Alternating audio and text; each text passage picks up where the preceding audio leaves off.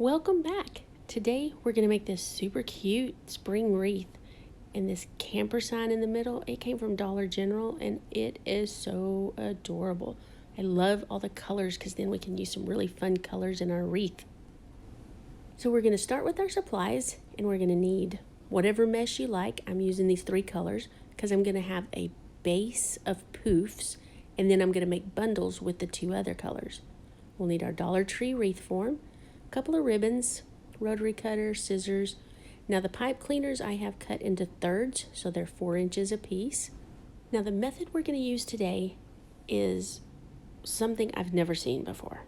Now I don't presume to think that I invented it because is anything really new, but I have never seen it, and it's just, to me, it's a very easy way to make a poof wreath. Because sometimes dealing with the form, spinning it around, measuring your wreath, doing all that at the same time makes it a little cumbersome. So this way, we just make our poofs. We just gather it here on the end. Take our little 4-inch pipe cleaner, twist it around. And you don't have to, at least 1 or 2 twists. It doesn't have to be a whole lot. And then we're going to measure and just kind of slide down your mesh. Get another pipe cleaner, twist it around, and very naturally your mesh is going to kind of angle in, so it's going to create your poof, like I said, just very naturally. So just measure 10 inches and keep doing that until you're out of pipe cleaners. I don't really count how many poofs I do. I will cut the number of pipe cleaners that I need. That way I know when I'm done without having to keep track. I did try to keep track at first, but I always lost count. So I thought, you know what, just put the number of pipe cleaners I need, and when they're gone, I'm done with poofs. One thing I will do different next time is on the outer ring, and that'll make sense when we get there, I think I'll do 12-inch poofs instead of 10-inch poofs. Now I'll probably keep track of that by putting out how many pipe cleaners I need at 10 inches. When that's done, I'll grab the ones I need at 12 inches, and that way again I don't have to keep track, because you can see it's just a big long line of poofs. And I'll just keep pushing that over to the floor, get back to my starting point, and grab my wreath form, and I'll start on the inner ring, and I'm going to do it on the crossbars, on the very first crossbar, or the very first ring on the crossbar. And you just put your pipe cleaner around it, twist it, and then just kind of twist it back onto the wire on the wreath form. And then you'll go to the next one and do the exact same thing. And everyone's a little different on how they're comfortable doing things. So I'm not really one of those people who will tell you, you have to put it across here on that, bend it back over this area, because everybody's going to get comfortable with whatever method they're using. These are really just techniques, and then you have to tweak them to where they're comfortable for you and your crafting style. And you're just going to continue doing that until you get your first 6 poofs on your inner circle. And I will say, this is the kind of wreath that is going to look ugly before it looks pretty. It's one of my favorite crafters is May May at May May Made It. And she always says, things are going to look ugly before they look pretty. So this is definitely one of those. When you get back to where you meet the other one, the first one, you're going to tie it off there. Now we're going to move to the second ring. And on the second ring, we're going to place the pipe cleaner in the center, not at the crossbar. And it's going to move around some, and it may go up and down that ring, but that's okay, because once everything gets in place, it won't do that anymore. So you just twist it in place in the center, go to the next section, twist that one in place in the center, and you're just going to continue that all the way around until the second ring has all of its loops. You're going to meet the 2 together. Now on this last one, you actually want to tie them together or twist them together. So twist this one on the bar and then you're going to untwist the other and twist them together. That way if they do move up and down the ring, then you don't have to worry that they're coming apart and leaving a gap. They're just going to move together. Now we'll move on to the outer ring, and we're going to attach all of our poofs to that outer ring. And on this one, if you put it on the crossbar, it's going to move up and down the crossbar. If you put it on the ring, it's going to move around on the ring. So wherever you put it, the crossbar or the ring, kind of wrap it around the other. So if you put it on the crossbar, wrap it around the outer ring so it doesn't move. If you put it on the outer ring, wrap it around the crossbar so that it doesn't move. I'll show that on these next two. So this one's going around the crossbar, and I'm wrapping it on the outer ring so it doesn't move. And then we go down to this one, and I put it on the ring, and see how it moves back and forth. Now I'll wrap it around the crossbar. Now that we're finished, we're going to cut off a few inches so that we can tuck that inside the wreath. Now you look at it and go, ooh, yeeks, ugly. But we're going to poof it out, and it is going to be so pretty. And here it is all poofed out and looking pretty. This one's measuring about 20 inches across. And now we're going to add our filler pieces. Now this particular mesh came from Michael's, and it's a 12-inch mesh. I really wish it was 10 inches, but I did love the green color, and it just brings in the sign that we end up using and everything, and looks so springy. I cut the green at 20 inches because we're going to make cruffles, and I cut this at 10 inches, and this is a 10-inch wide mesh, and we're going to make rings out of it. Now we're going to cut our ribbons, and I do this between 10 and 11 inches because when we cut our dovetail, it cuts a little bit off. Now this one I don't really measure.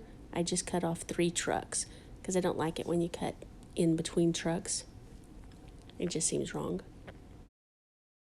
Now I'm going to dovetail all my ribbons. That way everything's ready to put into the bundles.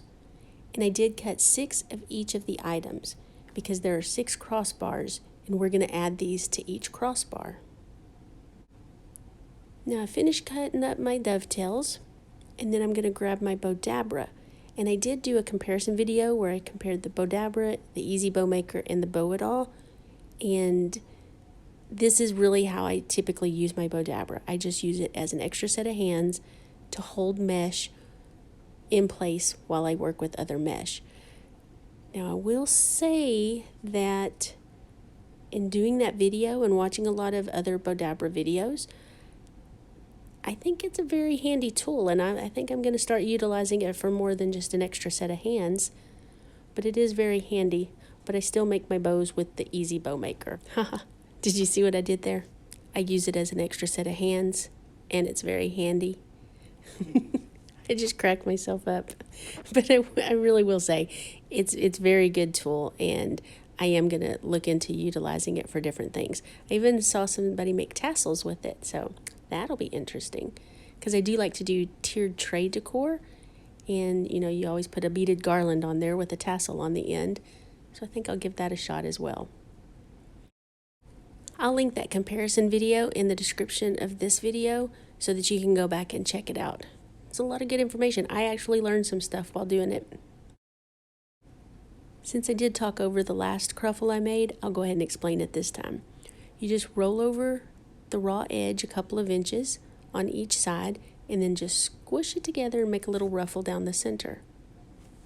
And that's when you put it into the Bodabra to hold it. Now the little ring, you just roll up a tight little ring. I like to twist it so that both of the edges are poking up. Then just center your ribbons, put those in there. Now for putting together the bundles, I do cut the pipe cleaners in half because there is a lot of stuff you have to put in there, and then you still need enough to attach it to the wreath form. Now we'll just squish all the stuff in our Bodabra together, pull it out, put the pipe cleaner around it, then just pull it all real tight and give it a good twist. And now we're ready to get our wreath base and just attach our bundles. Now we're putting this on the second ring from the outside, but we're putting it on each crossbar. I'll show you that in just a second. But one thing I do want to point out, if you have a directional ribbon, please keep them going the right direction. Nothing drives me crazier than seeing trucks or Christmas trees or directional flowers upside down on a wreath. Now there is a trick to that when you're making bows, because if you look at some wreaths, the bows, one side is all right side up and the other side is all upside down, and that just drives me crazy. And it might be something you've never noticed before, but now you'll notice it every single time. But I'll probably do a video on it to show people how to make sure that everything is right side up on your entire wreath, not just on a bow.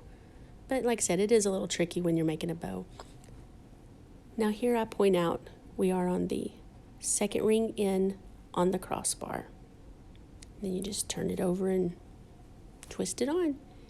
Now we'll finish those up, and here is our finished wreath. Now it still needs some poofing. I'm going to add a hanger to it because I use a tripod to do all my final detail work, and it'll fall off if I just try to hang it on one of the rings. And here is my tripod, and honestly it's just a painting tripod. You put canvas on it, but I find that it works really well to hold my wreaths so that I can kind of do those last minute details. Just checking all my trucks, making sure they're aimed the right direction. Doesn't bother me too much if they're sideways, but they just can't be upside down. And then just kind of finagle all your little ribbon tails and get everything looking pretty and poked out properly. And now we're going to look into a sign. I have this camper from Dollar General, and I also have this camper from Dollar General. I really think I like the camper that's pink, but I like the welcome sign that's on this camper. So I think all the colors go well together on either of the signs. I attach my signs using duct tape, pipe cleaners, and hot glue. I like to hot glue on the pipe cleaners and then cover that with duct tape. Sometimes it gets like 110 in Texas, and so if you just use the hot glue, it doesn't want to stay. So if the hot glue does get soft, the duct tape will hold it on until the hot glue hardens again. So you can see I pull my duct tape off, kind of stick it to my table and get it ready. Now this particular hot glue gun, it's a Ryobi, and it is an industrial type. It does not have a low temp setting. It is crazy hot. But it gives you lots of time to work before you have to worry about the hot glue getting solid. So I just put a strip of hot glue, set the pipe cleaner down on top of it. Now beforehand, I wrap the pipe cleaner around the duct tape so that I get the right size. Then I put a little hot glue on top of each of them. And then I go get my duct tape, bring it over, and it is hot. It kind of melts the duct tape, and then it really adheres well. But it is really hot, so be careful. We'll finish getting these on there and let them set up, and then we're going to add our sign to our wreath, which is my least favorite part of making a wreath because it's just so awkward. And then you have to fish for your pipe cleaners and make sure it's positioned properly, but that's just part of it, and just play with it till you get it to where you like it. Now it's just any last detail work. If you see any little straggly pieces of mesh, cut them off. Make sure your ribbons are the way you want them around your sign. Sometimes things get tucked in, so you want to pull it all out and make sure all the pretty stuff is showing. And this one's about to get her little photo shoot. Like here, some of that got tucked behind there. Pull it out. Sometimes you'll push it behind just so it'll support the sign properly. If you made it this far, I want to thank you so much for watching. And if you like the project, please give it a thumbs up. Consider subscribing. At the time of recording, we have 14 subscribers. And if you'll comment down below, that really helps the channel as well. Again, thank you so much, and we'll catch you on the next video.